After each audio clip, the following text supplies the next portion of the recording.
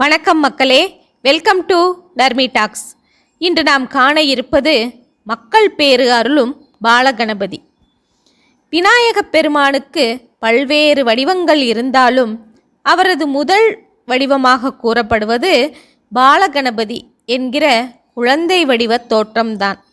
இளம் சூரிய நிறத்தில் இருப்பவர்.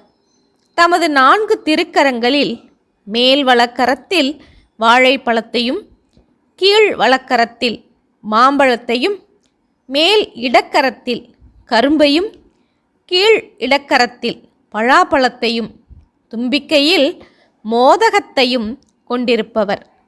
குள்ளமான உருவத்தோடு இருப்பதால் தாமரை இருக்கையில் வலக்காலை குத்துக்காலாக இட்டு இடக்காலை மடக்கி நீட்டி இருப்பவர்.